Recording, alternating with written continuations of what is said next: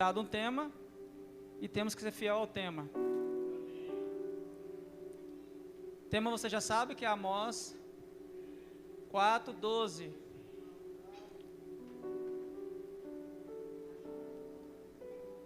Vamos abrir a Bíblia, Amós 4:12. Fica entre Gênesis e Apocalipse, facinho de achar.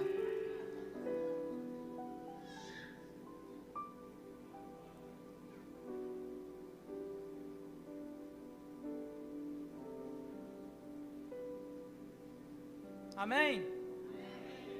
Tem gente que falou amém, mas nem procurou. Ó. Mas eu vou ler, vamos lá. Depois que você ler, abrir o texto, não feche a sua Bíblia, por favor, tá bom?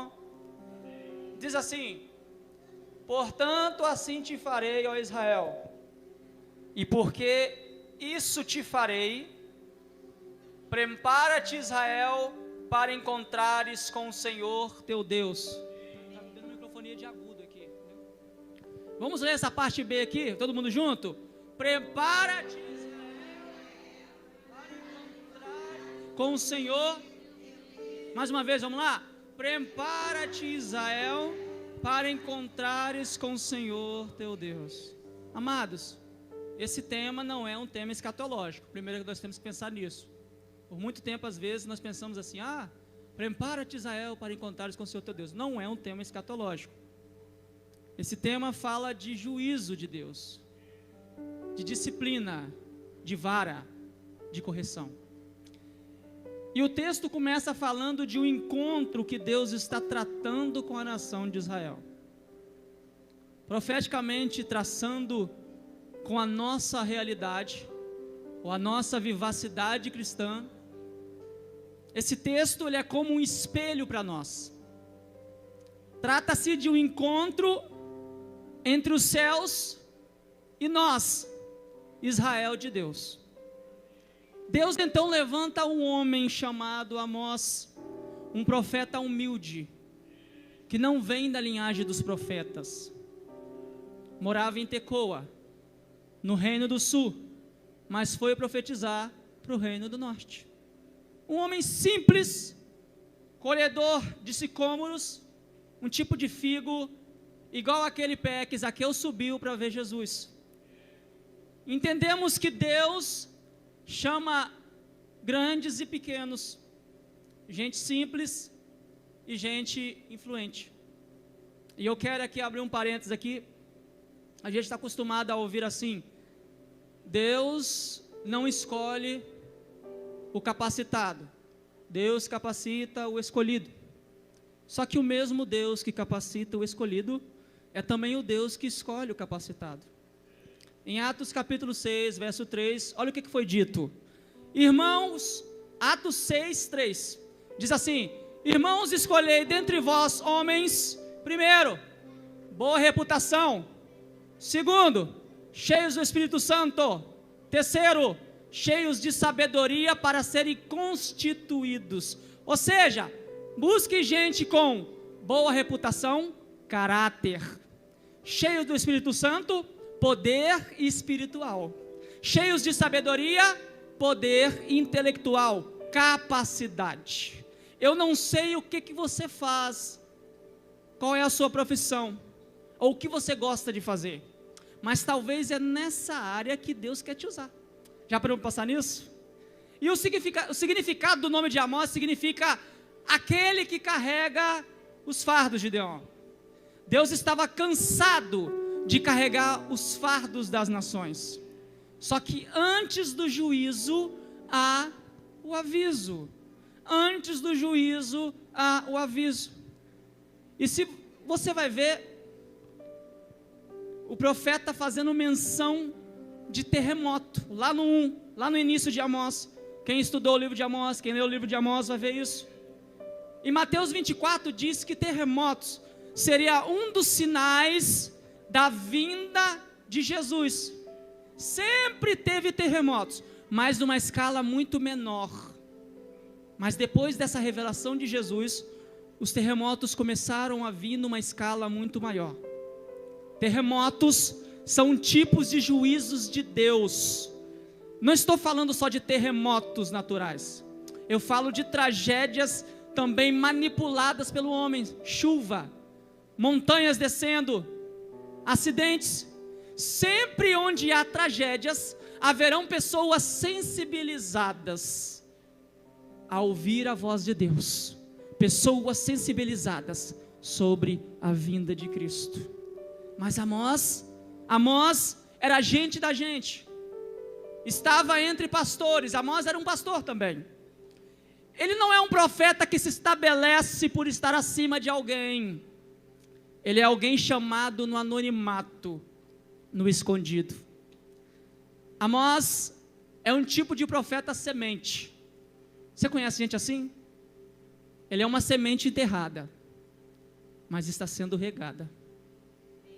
Ela não está sendo vista, mas está crescendo.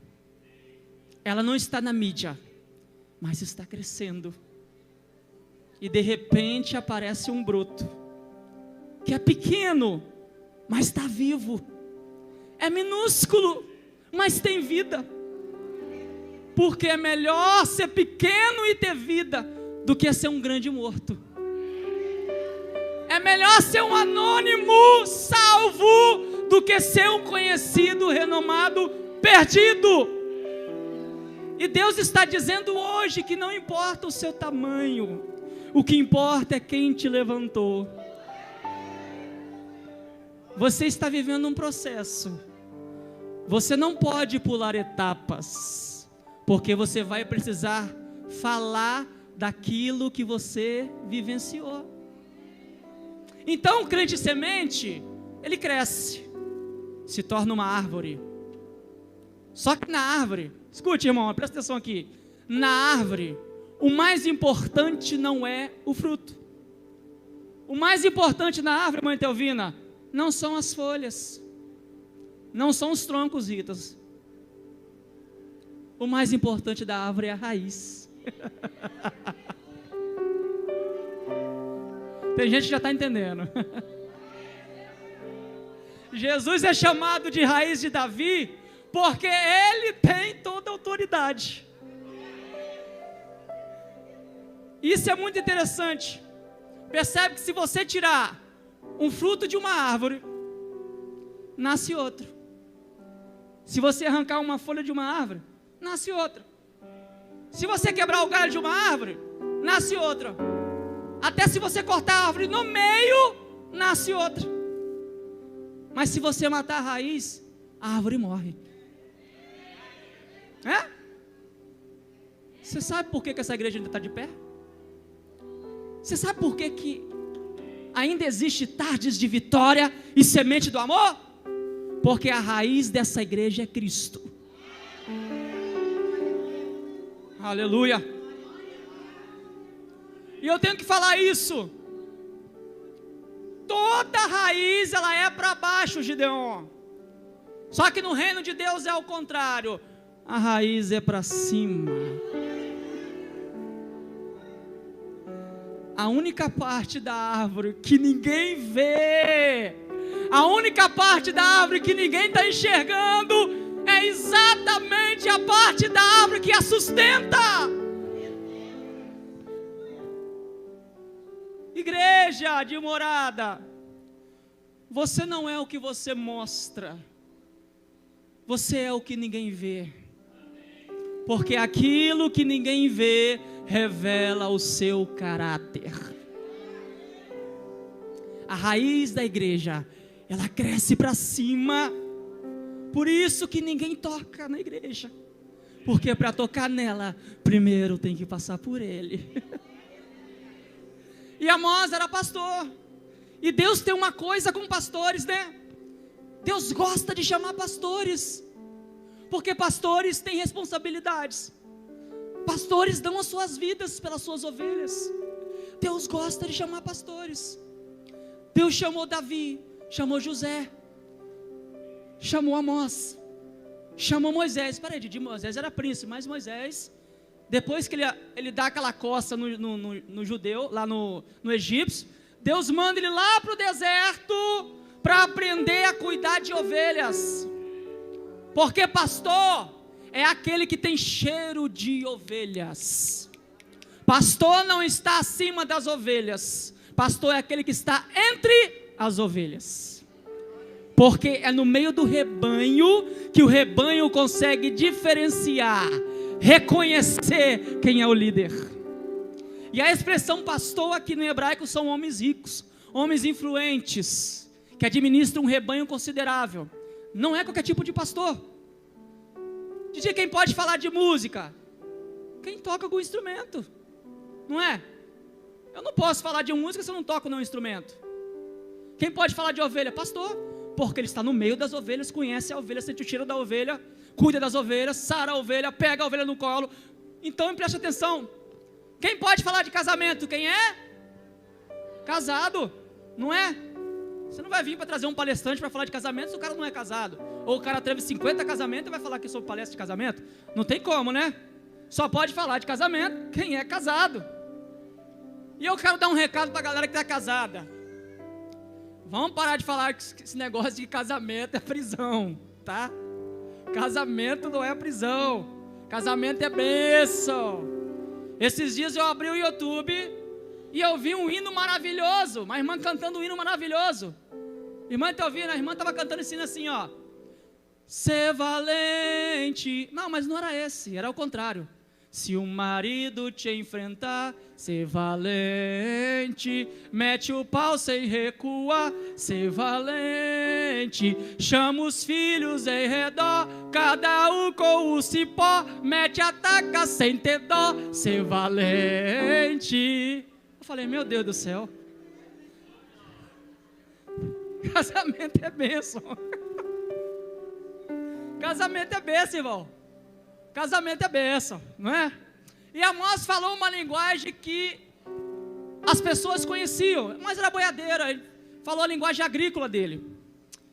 Então entenda, meus irmãos, os discípulos andaram 3 anos e meio com Jesus, para aprender com Jesus.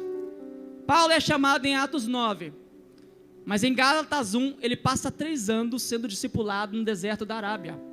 Então entenda, o sucesso do ministério é o encontro do preparo com a oportunidade. Não existe crescimento sem preparo. Não teremos o encontro pleno com Cristo sem preparo. E o texto-chave está dizendo o quê? Prepara-te. Prepara-te. Prepara-te. Mas por que Deus manda o povo se preparar? Por causa da corrupção. O povo vira as costas para Deus, perde Deus dentro da própria religião, dentro da igreja.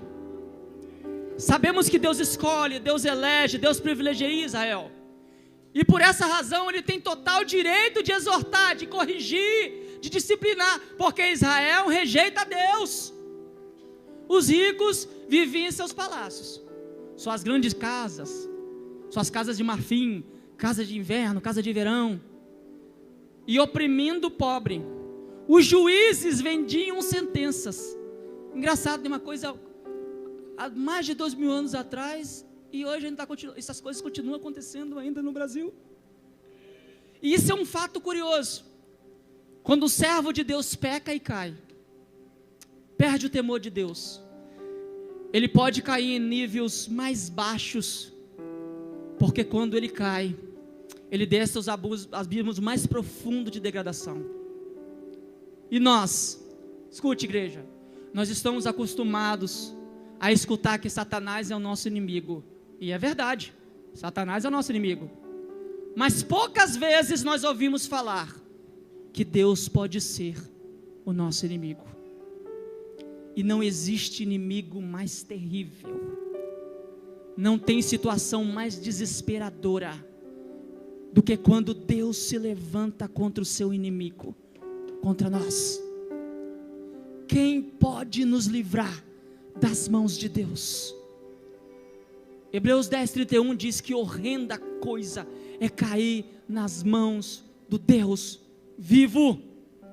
E você encontra nesse livro por 40 vezes a expressão, assim diz o Senhor, assim diz o Senhor, assim diz o Senhor, Assim diz o Senhor, é o próprio Deus que está trazendo a violência, a fome, a sede, a crise no meio do povo. É o próprio Deus que está derrubando os altares de Betel. É a mão de Deus que está agindo contra o pecado do seu povo. Quem não escuta a voz de Deus terá que enfrentar a vara da sua disciplina. Porque Deus falou, Deus avisou, e Ele vela pela sua palavra. Irmãos, não adianta orar, porque a oração em desobediência, ela é abominável aos olhos de Deus. Se Deus olhar para mim, Didi, Deus olhar para mim, e encontrar em mim apenas 5% de obediência à palavra dEle, 5% de submissão ao Espírito Santo, Ele só vai poder dizer sim e amém para 5% das promessas dEle na minha vida. Não adianta joelho cascudo de tanto orar. Posso ficar magro igual esse microfone, de jejuar. Ele não vai dizer sim e amém para as promessas dele na minha vida, porque ele não encontrou em mim obediência à palavra, e a palavra é o Filho. Ele não encontrou em mim submissão ao Espírito Santo. Nós precisamos obedecer à palavra, porque é na obediência que vem a recompensa. E eu desafio a você, depois deste culto, olhar para a sua vida e ver o que está desalinhado com a palavra e correr para se alinhar, porque aquela bênção ainda não chegou, meu irmão, porque está desalinhada da palavra. E não adianta ninguém orar impondo a mão na sua cabeça. Tira da cabeça a ideia de que eles vão orar e vai mudar a sua história. É a tua obediência que vai abrir as janelas dos céus e derramar sobre você bênçãos sem medidas. Desobediência é pecado. E na carta de Paulo aos Romanos 3:23 diz: todos pecaram, todos pecaram e destituídos estão da glória de Deus. Está faltando Jesus, não porque Ele não seja suficiente, mas é porque nós queremos colocar outras coisas para enfeitar o cristianismo. O cristianismo é simples, suficiente pela fiel exposição da palavra centrada em Cristo Jesus. Nós estamos falhando porque estamos tirando Cristo da igreja. Em nossas músicas, Jesus não é mais o centro. Ele está ali de forma oculta. Seu nome não é citado. Paulo disse ao Efésios capítulo 5 e ao escritor em Hebreus no capítulo 12 que Jesus é o caminho pela qual a adoração chega ao Pai. Sua música precisa falar de Jesus. Sua música precisa cantar a Bíblia. Segundo, pregações antropocêntricas colocam o homem no centro. Jesus excluído de sermões, de pregações. No Natal as pessoas gostam de postar a fotinha do menino Jesus, mas durante o ano inteiro desprezaram o que disse o homem Jesus. Então o menino Jesus, ele é fofinho, mas onde estão as palavras do homem chamado Jesus? Precisamos resgatá-lo. E tem um versículo que nós até usamos para evangelizar, mas na verdade ele é para a igreja. Usamos esse texto para evangelizar, mas ele é para a igreja. Jesus não disse isso ao pecador, ele disse isso à igreja. O que ele disse? Eis que estou à porta e bato. Se Jesus está à porta e bate, é porque ele está do lado de fora. Temos que entender que o dono da festa é Jesus. E esse texto que nós lemos em Romanos 3:23 mostra a nossa condição espiritual diante de Deus, o que de fato somos. E qual é o problema da sociedade, Didi? Qual é o problema da humanidade? A corrupção total, assim como Israel estava. Paulo está dizendo, é legal ser descendente de Abraão, é legal ter inteligência grega, mas o pecado nivela todo mundo. Porque estamos debaixo do pecado. Há uma carga. Eu sou baixo, o outro irmão é alto. Mas o pecado nivela nós dois. A que nível, Didi? Ao mesmo nível. Está vendo a criancinha mais bonitinha que tem? É pecadora. O jovem mais tranquilo, mais calmo que tem, é pecador. Todos somos pecadores. Para isso veio a graça de Cristo. Para te salvar, pecador. Para me salvar, pecador. Então reconheça que você é pecador. O primeiro passo é reconhecer. Alguns anos atrás, a Bela, acho que ela tinha uns 3 anos, né? Cheguei em casa e a Bela está lá cantando com uma empolgação, né? Livre estou, já não posso mais me segurar. Eu falei, peraí. E eu estou olhando, né? Aí daqui a pouco começa. Você quer brincar na neve? Aí eu só olhando aquilo, falou aqui, ó. Ei. E eu só olhando aquilo, eu falei, eu vou dar mais uma chance, deixa eu ver se ela vai cantar mais um hino.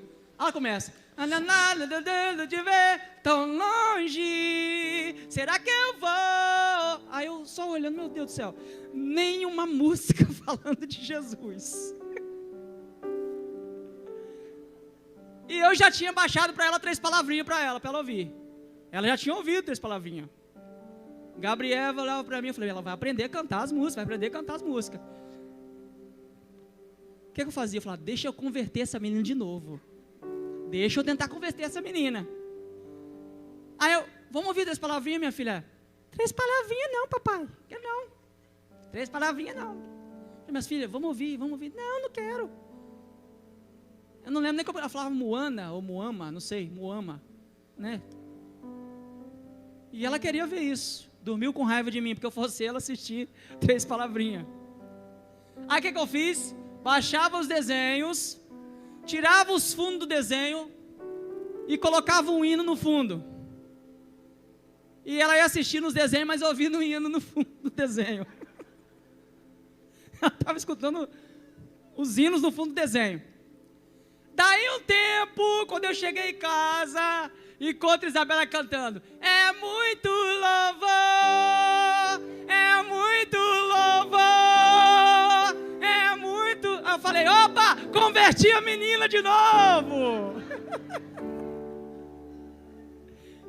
Evangelize seus filhos, porque quando chegar na era da consciência, ele tem que saber que ele é pecador, e que só tem um Salvador, e esse Salvador é Jesus. Didi, mas vai chorar, até você chora, irmão. Tu vai orar, tu dorme.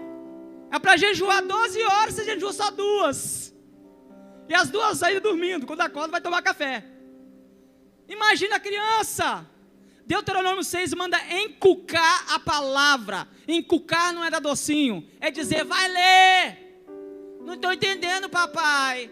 Vem cá que o papai te explica. Não gosta de orar, é guerra mesmo.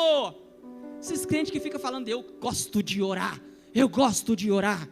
Nos primeiros 45 minutos do primeiro tempo, você já está desistindo, rapaz? Já está levantando? Mentira. Orar é guerra.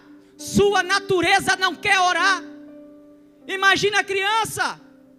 E oração, deixa eu falar uma coisa aqui. Oração não é coisa de gente perfeita. Oração é coisa de gente que é dependente de Deus. Chega nos pés e fala assim, eu sou fraco, Jesus. Jesus, eu estou tão fraquinho, eu preciso do Senhor. Me ajuda, me levanta. Oração é coisa de gente que é dependente, que precisa, que reconhece a sua fraqueza. Só que não se engana, porque um crente fraco de joelhos é mais forte do que 1000 demônios de pé. Não há um justo sequer.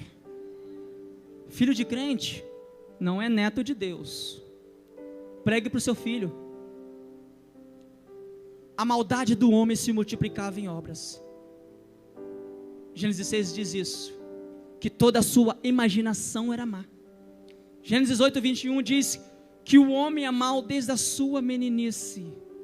Abriu os olhinhos assim, ele já briga. Meu filho, toma, meu filho é o santo, toma uma madeira da mão dele para ver se ele é santo. Toma, tira uma madeira da mão dele. Tira a pepeta, tira, vamos ver se ele é santo. Tira o celular da mão dele, vamos ver se é santo. O menino vira. Então pregue para o seu filho agora. Pregue para o seu filho agora. Porque naquele dia, aquele grande dia, muitos filhos falam assim: pai, estou aqui no inferno, queimando, por que você não falou de Jesus para mim? Mãe, por que você não pregou? Não me falou que existia outro caminho? Por que você não me forçou mais um pouco? Então entenda, meus irmãos. Salmo 51, Davi disse: em pecado fui concebido, meus pais eram caídos, e eu herdei a queda deles. Romanos 7, um capítulo que Paulo abre a alma, mostrando a sua natureza humana. Olha o que Paulo diz: o pecado me enganou, o pecado domina os meus membros, e quando eu pensei que ele estava morto, ele reviveu e me matou. Ele está em mim, morto, mas às vezes ele ressuscita. E se você for sincera consigo mesmo, você se identifica com Paulo. Efésios capítulo 2, verso 3, Paulo disse: éramos por natureza, natural em nossa essência, nós éramos por natureza filhos da ira. Todo mundo nasce debaixo da ira. Por quê?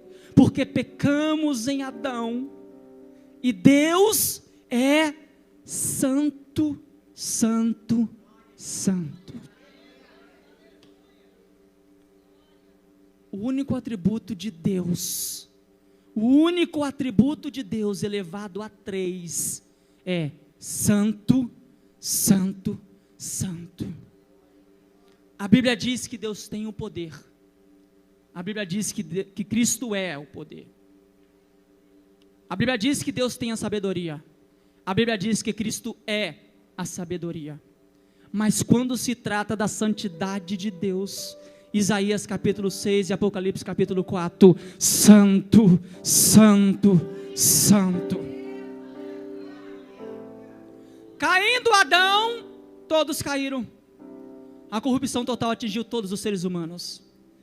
Isso não significa que você possa fazer alguma coisa boa, porque o próprio Jesus disse em Mateus 7,11, que vós, sendo mau, sabeis dar coisas boas aos vossos filhos, quem dirá o vosso Pai Celestial, que vos dará o Espírito Santo se vós pedires. Mas entenda, ele diz se você pode dar coisa boa ao seu filho, mas primeiro ele diz, vós sendo mau, e depois ele diz, aos seus filhos, porque seu filho representa você, é a sua representatividade. Você, ele tem o seu sangue. O bem que Deus manda fazer é para justo e ímpio. A gente precisa ter uma ligação, a gente precisa ter um contatinho, a gente precisa ter o sangue para fazer o bem. Tem que ser da família. Para fazer o bem, tem que ser um amigo.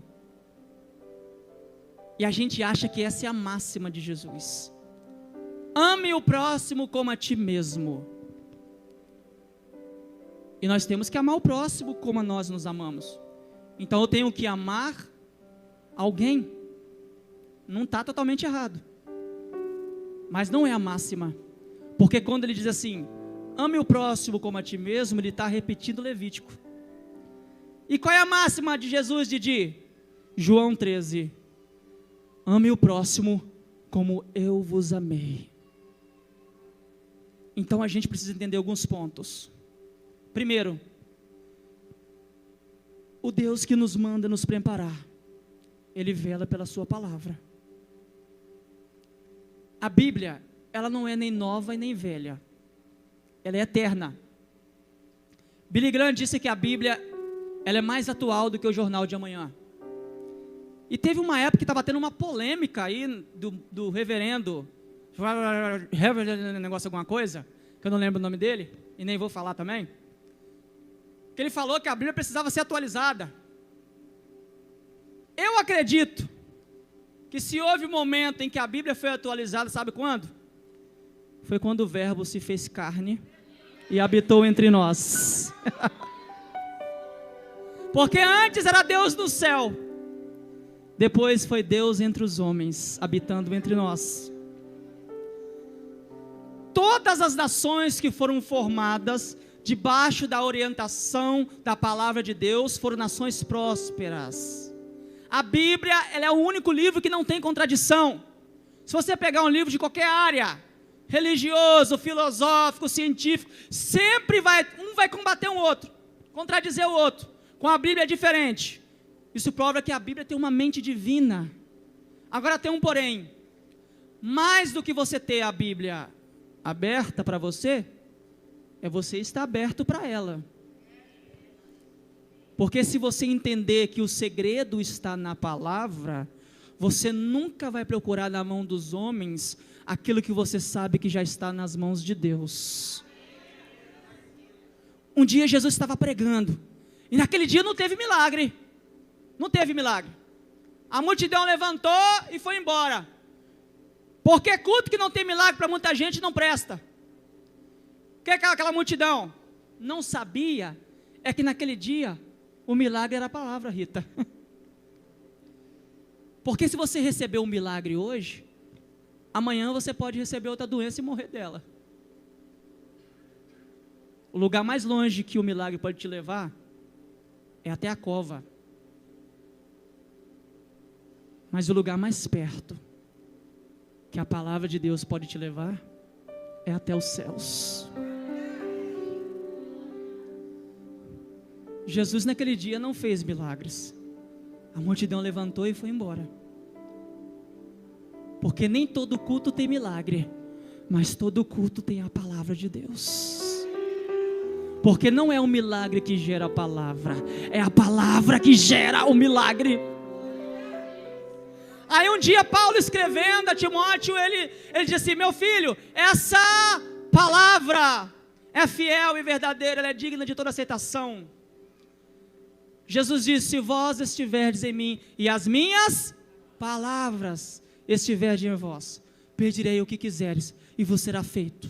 Lâmpada para os meus pés é a tua, ouvi, Senhor, a tua. Como purificará o jovem o teu caminho, observando conforme a tua? Santifica-os na verdade, porque a tua palavra é a... Isso. Guardei a tua no meu coração, para não pecar contra ti. A fé vem pelo ouvir, e ouvirá. Para quem iremos nós, se só tu tens as de vida eterna? Nem só de pão viverá o homem, mas de toda. Passarão os céus e a terra, mas as minhas... Só a palavra de Deus cura você do seu passado, restaura você do seu presente e te mostra um futuro que teremos nas mansões celestiais. Rui Barbosa, presta atenção, Rui Barbosa, um dos maiores escritores do século, nem era cristão, camarada, mas quando os repórteres perguntaram para ele assim: Rui Barbosa, o que é que você acha, nessa coleção de livros que você tem aí, top, onde você acha que a Bíblia deve ficar? Rui Barbosa respondeu bem assim: coloque aonde quiser, coloque aonde quiser. Os repórteres riram dele porque acharam que ele tinha menosprezado a palavra de Deus. Aí Rui Barbosa olhou para ele e falou assim: não faz diferença, ela vai continuar sendo quem ela é, onde ela estiver. Então ele prosseguiu e disse: se colocar ela no fundo, embaixo de todos os livros, ela será o alicerce de todo o conhecimento da sociedade. Se colocar ela acima de todos os livros, ela será a coroa de tudo de bom que já foi pensado. Se colocar ela no meio, ela será o centro da vida do homem enquanto a humanidade existir. O segredo está na palavra. E esse Deus que virá ao seu, ao meu, ao nosso encontro, Ele vela pela sua palavra. Segundo, Deus que virá ao nosso encontro, Ele é grandioso. Deixa eu te fazer uma pergunta, você conhece o seu Deus? Você está aqui todos os dias, canta, louva, pula, roda, faz pirueta. Você conhece o seu Deus? A.W. Tozer, um dos mais importantes escritores do século passado, disse que o maior problema da igreja é que ela passa a maior parte do seu tempo tomando o seu próprio pulso, olhando para o seu próprio umbigo, quando na verdade o principal propósito era de conhecer a Deus. Daniel 11:32 diz que aquele que conhece a Deus é um povo forte e ativo. Quem é o seu Deus? Quão grande é o seu Deus? Quão majestoso é o seu Deus? Isaías, quando escreveu o seu livro, no capítulo 40, o que ele diz? O meu Deus é aquele que mede o oceano na palma das suas mãos. Você consegue pegar um baldinho, né, ir lá no oceano e esvaziar ele? Consegue? Não. Isaías continua: o meu Deus é aquele que pesa o pó das montanhas em balança de precisão, como se estivesse pesando partículas de ouro. Ele diz: o meu Deus, ele mede os céus a palmos. O meu Deus espalha as estrelas no firmamento, e por ser forte em força e grande poder, quando a chama, nenhuma delas lhe falta. Agora deixa eu fazer uma pergunta. O Ellison, pergunte para um astrônomo, qual é o tamanho desse universo que Deus mediu a palmos? Pergunte, Felipe, o tamanho do astrônomo, qual é o tamanho do universo? Sabe qual é a resposta dele? Eu não sei. Mas você sabe, Felipe, que o universo não é infinito, porque infinitude é um atributo de Deus. Os astrônomos acreditam que o nosso universo tem mais de 93 bilhões de anos-luz de diâmetros. Isso significa o quê? Que se você pudesse voar a velocidade da luz de 300 mil quilômetros por segundo, você demoraria mais de 93 bilhões de anos para ir de uma extremidade à outra do universo. Tudo isso é obra de Deus. Pergunte para um astrônomo quantas estrelas existem. Sabe qual é a resposta dele? Eu não sei. Mas ele afirma que há mais estrelas do que grão de areias na praia. Deus não apenas criou essas estrelas, Ele as chama pelo nome. E quando Ele chama, nenhuma delas deixa de vir. Esse é o nosso Deus. Dr. Jean Wilson, um dos maiores autoridades em oftalmologia do mundo, disse que em cada um dos nossos olhos há em torno de 2 milhões de fios duplos encapados. E se não fosse isso, haveria um curto-circuito. Quem é que fez isso? É Deus. Dr. Marshall Lindeberg ganhou um prêmio Nobel de Biologia. Ele fez uma das descobertas mais fantásticas. Ele descobriu que nós somos seres programados geneticamente. Ele descobriu que você e eu temos em torno de 60 trilhões de células vivas em nosso corpo.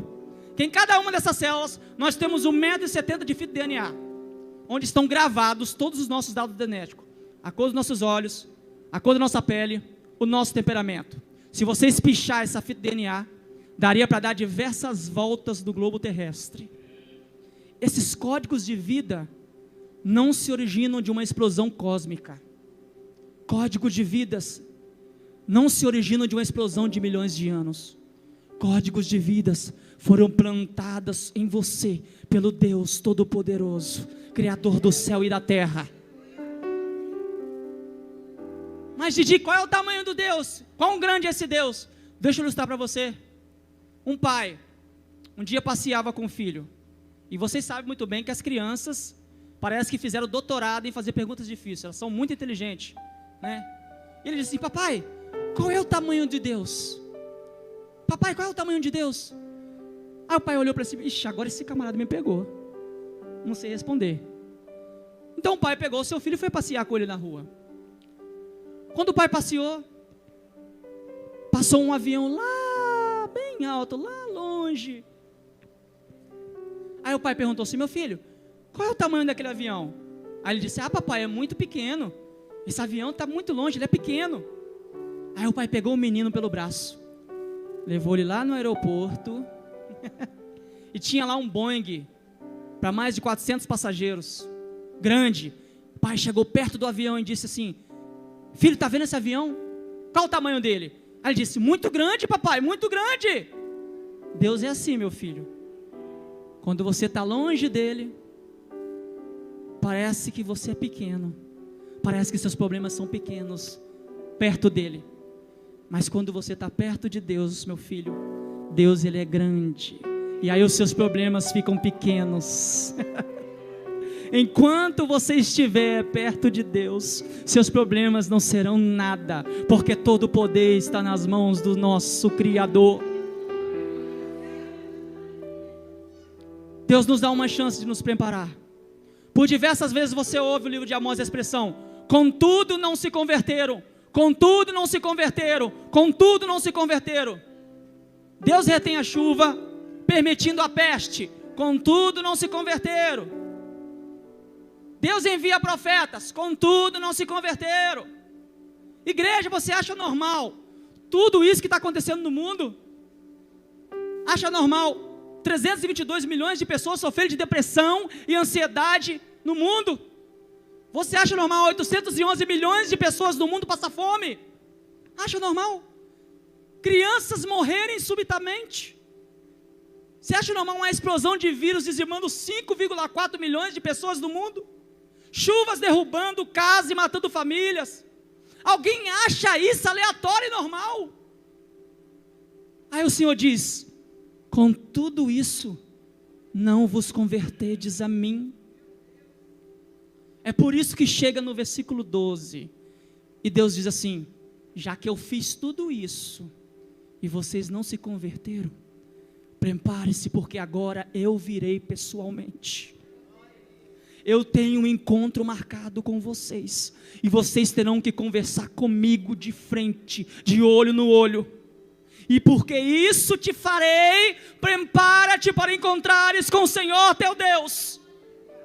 Eu enviei agentes, enviei profetas, vocês não se converteram. Agora se preparem, porque eu me levantarei do meu trono e virei pessoalmente. E é muito sério quando Deus diz assim: eu mesmo virei. No capítulo 1, no verso 5 e 6 diz assim: quando ele levanta na sua ira, os montes se aplanam, as rochas se derretem, porque quando ele anda, as nuvens são poeiras dos teus pés. Eu preciso que você entenda, igreja de morada. Olha aqui para mim, é tempo de crescer, é tempo de nos humilharmos. O tempo é esse. A igreja que se humilha, ela cresce. A igreja que se humilha é abençoada. E essa palavra aqui no grego é taipenosis, significa abatimento, humilhação. Isso que é se humilhar. Não é você vestir a roupinha mais humilde que você tem, não. É se auto-humilhar debaixo das mãos de Deus. Eu decido descer. Você precisa decidir se você vai se humilhar.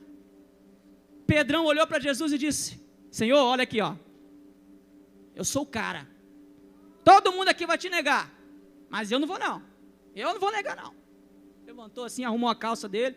Eu não vou não. Quem foi que negou Jesus? Pedro. Nabucodonosor olhou para a Babilônia e disse: essa é a Babilônia que eu construí para a minha glória. Louvado seja eu. Glória para minha. Glória para mim. Essa é a Babilônia que eu construí para a minha magnificência. Ele falou magnificência. Ele queria falar magnificência, mas ele falou magnificência. Por quê? Porque quando ele terminou de falar, o que a Bíblia diz? Estando ele ainda falando, desceu uma voz do céu e disse: tiro de você o teu reino, te tiro do trono, vai comer capim com os animais. Ficou 7 tempos no meio do mato, igual um bicho, comendo o que bicho come. Mas 7 anos depois, ele conseguiu entortar a cabeça para cima assim, e olhar para cima e dizer: só tu és Deus, só tu és soberano, só tu és Senhor, está acima de toda a riqueza que eu tenho. Esse é o Deus que nós servimos, irmãos. Ainda tem muita gente para comer capim. Tem muita gente soberba para comer capim. Ainda tem muita gente para Deus destronar. Adão se ensoberbeceu, perdeu o jardim. Satanás perdeu a natureza angelical. Nabucodonosor perdeu o trono. Judas perdeu o apostolado. Olhe para si mesmo. Se enxergue pelo espelho da palavra. É tempo de nos humilharmos. Quando você vai abrir a Bíblia, ele vai dizer que você não é barro não, você é pó que o Criador soprou. Você é vaso na mão do oleiro. Você é pequeno, ele é grande. Somos fracos, ele é forte. Não somos nada. É a graça dele que faz tudo na nossa vida. Se você não se humilhar diante de Deus, se você esquecer que você é miserável, que eu sou miserável, diante de Deus, não é o diabo que vai te derrubar, é Deus. Porque o mal que veio sobre Israel era do próprio Deus. É tão legal a gente pregar sobre as coisas que Jesus fazia, né? Jesus operou milagres, Jesus curou, transformou algo em vil, isso é muito bom. Mas e pregar sobre o que Jesus falava? As palavras de Jesus eram duras.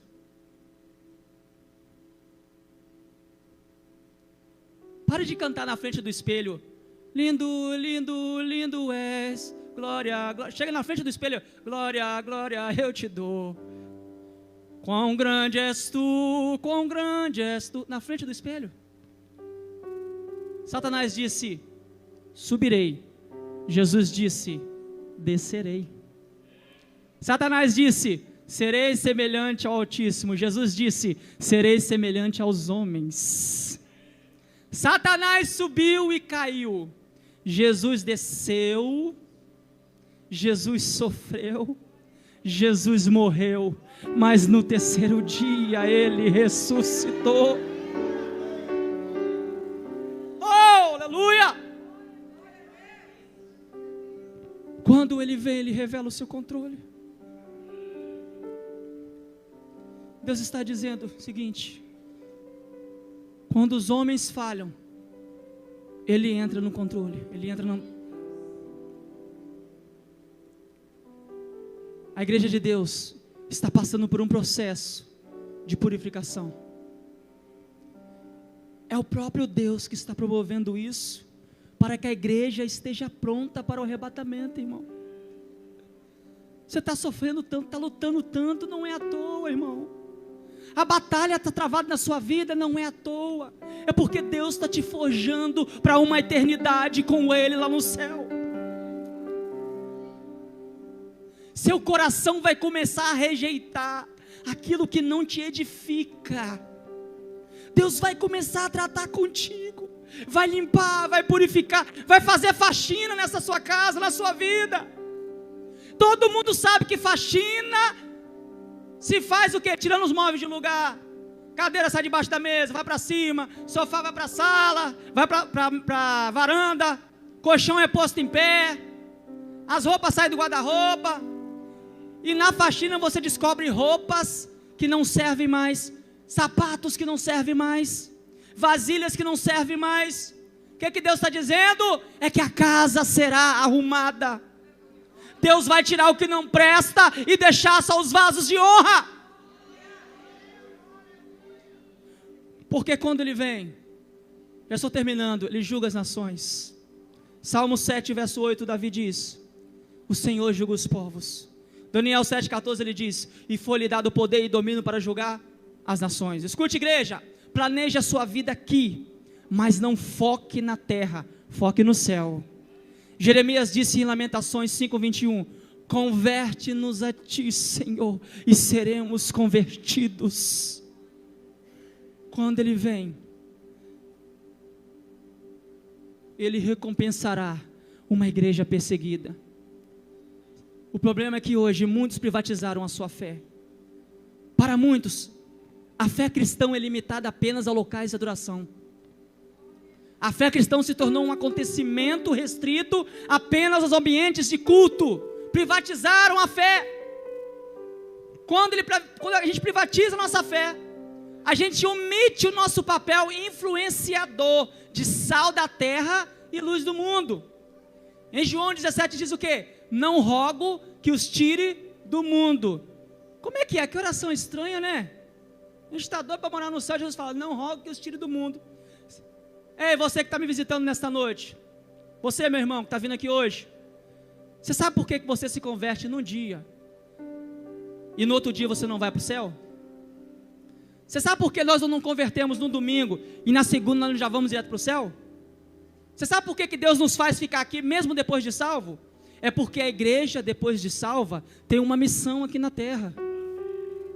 Não rogo que os tires do mundo, para quê? Para que o mundo brilhe a sua luz, para que no mundo brilhe a sua luz, e os homens vejam as suas boas obras, e glorifique o Pai que está no céu.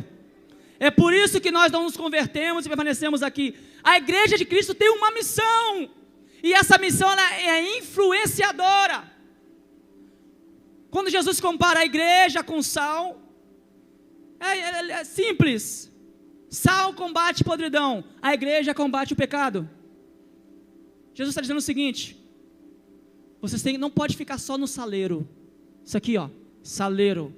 Tem que ir aos 4 cantos e combater o pecado. Então entenda, Deus hoje está falando para nós, para mim, Didi, sai do saleiro, porque eu quero ter um encontro com você. Você é sal, você é luz. Qual é a sua condição? Deus te deu um dom. Você está fazendo o que com ele? Deus te deu um talento. Você está fazendo o que com ele? Deus te deu capacidade. Você está fazendo o que com aquilo que Deus te deu? Vamos ficar de pé, irmãos.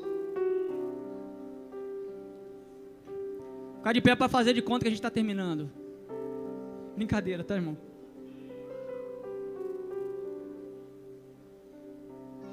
Não sei se vocês conhecem essa história, mas Flávio Tito Domiciano, ele foi o primeiro imperador a rogar para si o título de Senhor e Deus. E ele promove um culto a ele mesmo. Ele falava assim, ó, em particular, você pode adorar quem vocês quiserem, mas na praça, vocês têm que adorar a mim. O imperador dizia isso. Na praça vocês tinham que dizer, Císaris Kyrios, César é o Senhor. César é o Senhor.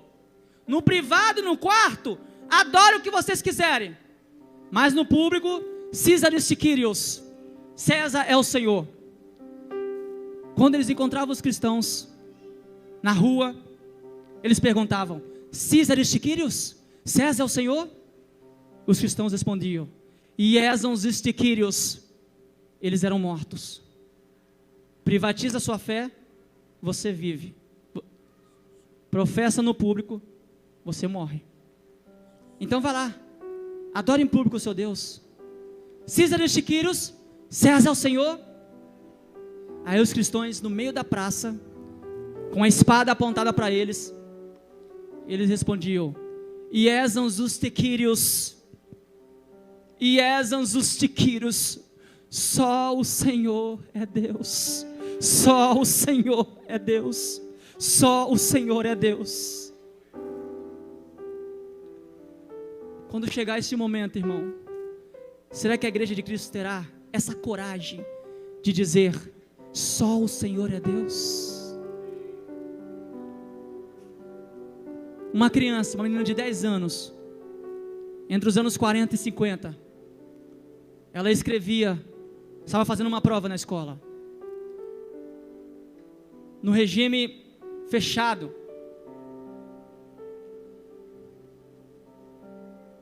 que estava encarcerando e matando cristãos. Tinha uma menina de 10 anos, ela escreveu assim na sua prova, esse regime é do diabo e eu professo a minha fé em Cristo. Mal ela sabia que seu pai e sua mãe Sua mãe tinha acabado de ser assassinada. Pegaram a folha da mão dela e perguntaram: quem foi que escreveu isso? Ela: fui eu. Você tem 5 minutos para pagar isso agora da sua prova. Ela pegou e virou a folha e disse: escrevi isso e acrescento mais: Jesus é meu Senhor e não nego a minha fé. Ela foi mandada para o campo de concentração, com 10 anos, na Sibéria, 62 graus abaixo de zero. Nesse campo de concentração estava cheio de criminosos, bandidos. Ela ficou lá 3 anos, comendo pão, bebendo água e carregando pedras. Um dia a neve caindo, ela carregando pedras, tão fraca, ela ora: Senhor, leva-me contigo, Senhor, leva-me contigo. Ela cai morta e é congelada. Nos 3 anos que essa menina ficou lá, nesse campo de concentração na Sibéria, os criminosos nunca encostaram um dedo nela, nunca violentaram ela, e todos se converteram através do testemunho daquela menina, de uma criança que não negou a sua fé. Isaías 43:2: quando passares pelas águas estarei contigo, quando pelos rios não te submergirão, quando passares pelo fogo não te queimará, nem chama arderá em ti. O mundo escolhe os artistas, os ímpios escolhem o pecado, mas a igreja de Cristo diz: eu escolho Deus, eu escolho Deus, eu escolho Deus, eu escolho Deus. Mas eu escolho Deus, eu escolho ser amigo de Deus, eu escolho Cristo todo dia. Já morri pra minha vida, agora eu vivo a vida de Deus.